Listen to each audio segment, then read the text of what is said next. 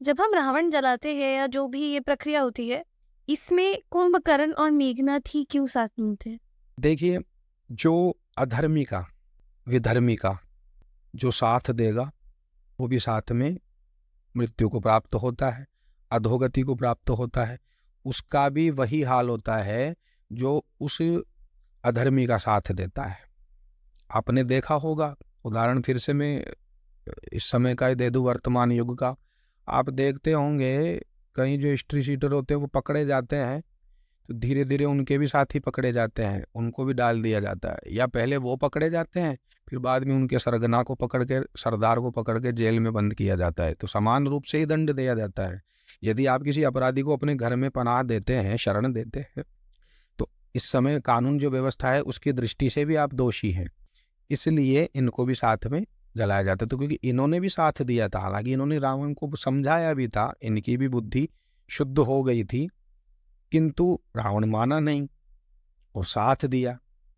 इसलिए तो धर्म क्या कहता है, रिश्तों को, नातों को त्याग दो यदि रिश्ते नाते धर्म मार्ग में आपकी बाधा बनते हैं।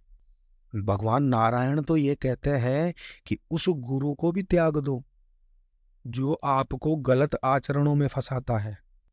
आपका अज्ञान ही जो दूर नहीं कर सका, वो काहे का गुरु हो सकता है। जो शास्त्रों के वेद विरुद्ध, धर्म के विरुद्ध जो आचरण करवा रहा है या प्रवचन दे रहा है, ऐसे गुरु को त्याग देना चाहिए। ऐसे का तो कपाल फोड़ने का भी विधान बताया है नारायण ने, उसका भी कोई दोष नहीं लगता है, ऐसा शास्त्रों में वर्णन है। तो मेघनाद और कुंभकर्ण को भी इसलिए ही साथ में जला के फूंक देते हैं, यही है।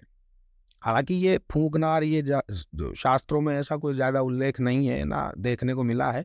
ये एक मानवों का स्वभाव हो चुका है, मनुष्यों का भाव हो चुका है कि बुराई को हम जला रहे हैं, हम्म। ऐसा कोई दोबारा ना हो। इसको जलाकर ऐसा संकेत दिया जाता है कि यदि आप भी ऐसा करोगे तो आपके साथ भी यही व्यवहार होगा। आप न्याय व्यवस्था यही देख लीजिए ना, जी। रावण है नहीं, कितने वर्षों पूर्व मृत्यु को प्राप्त हो चुका है, किंतु फिर भी उसकी बुराइयों को आज तक जलाया जा रहा है। ये देह मेरी भी वही है, देह आपकी भी वही है।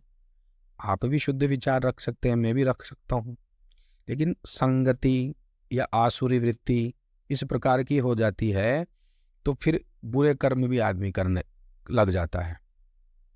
यदि आप 10 दिनों तक मैं नहीं नहाऊंगा, स्नान नहीं करूंगा, तो मेरी बुद्धि भी भ्रष्ट हो जाएगी, साथ में रहने वालों की भी बुद्धि भ्रष्ट होती है। आजकल तो ऐसे ऐसे लोग आ चुके हैं जो ये कहते हैं कि अगर हम नित्य स्नान करेंगे तो हमारी जो त्वचा है अ, उसका रंग फीका पड़ जाएगा, त्वचा में बीमारियां उत्पन्न होती हैं। ऐसा ऐसा तर्क देते हैं जो नहीं नहाते हैं। जैसे एक शराबी तर्क देता है ना कि शराब में ऐसे ऐसे गुण हैं, उसी प्रकार से तो ये आसुरी वृत्तियां हैं। बुद्धि भ्रष्ट होना ही आसुरी वृत्ति है। और बुद्धि शुद्ध किससे होती है? शुभ आचरण, शुद्ध आचरण, आहार व्यवहार, अच्छा खाना, अच्छा पहनावा, अच्छे से रहना, दिनचर्या अच्छी हो, भगवान का नाम लेवे, गुरुजनों का आदर करे, गौ माता की सेवा करें, अपने धर्म के प्रति इतने निष्ठावान रहें कि दूसरे धर्म का लेश मात्र भी दुष्प्रभाव हमारे मन में ना पड़े।